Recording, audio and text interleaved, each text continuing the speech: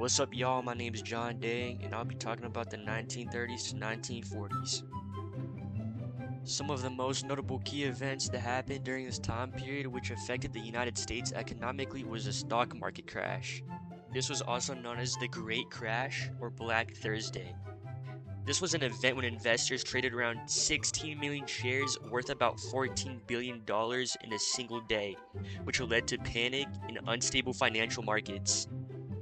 The Dust Bowl event, a disaster in the 1930s that was caused by a combination of poor farming practices, wind erosion, and drought, resulted in an environmental crisis and agricultural failure, which affected about 100 million acres of crops, livestock, and houses. Finally, during the 1930s, a significant number of banks had failed. This is primarily due to a combination of factors including the stock market crash and the lack of federal deposit insurance, which ultimately led to a loss of confidence in the banking system. All of these factors led to the Great Depression, which lasted about a decade. During this time period, the world had faced the hardest economic crisis that would never be forgotten. Consumer spending during the Great Depression was super low because of the stock market crash, bank failures, and the economic turndown. Consumer expenditures decreased from $77.5 billion in 1929 to $45.9 billion in 1933. This was mainly because of the stock market crash, which had resulted in a sharp drop in the number of consumers purchasing on credit by 1930, and households had to focus on paying off their existing debts. The crash overall shattered consumer and business confidence, and therefore a decline in spending and investment. Gross domestic product, otherwise known as GDP, measures the total monetary value of all goods and services produced within a country within a certain time period. During the Great Depression, the GDP was also at its lowest in the United States, which had a decline of about 30%. This was because of a massive drop in consumer demand, multiple banking crises, and misguided government policies. This led to reduced spending, lower production, and rise in unemployment. Before the Great Depression, the GDP was $1.19 trillion in 1929, and in 1933, the GDP was $636 billion. Unemployment was also a massive problem during the Great Depression. We had the highest unemployment rate in US history, with an astounding 25% unemployment rate in 1933. And keep in mind that this does not account for unemployed people that were not looking for jobs. This accounts for unemployed people looking for jobs. This is a graph that shows the unemployment rate from the 1890s to present time. The highest spike was during the 1930s, which was during the Great Depression.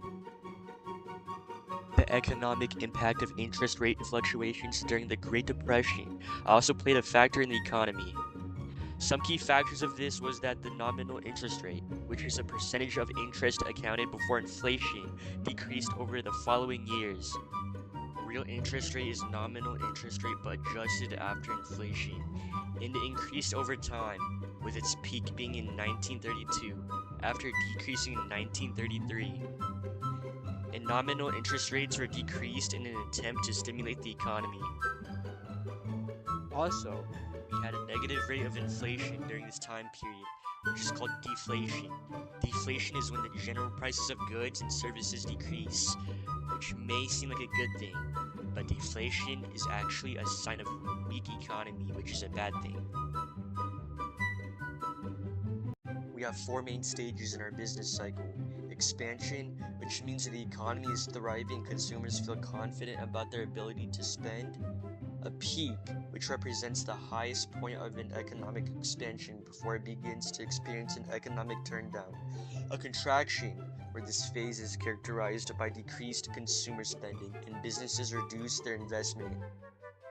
While a recession is a general turndown in the economy, the Great Depression was so much more severe that it was considered a distinct economic event.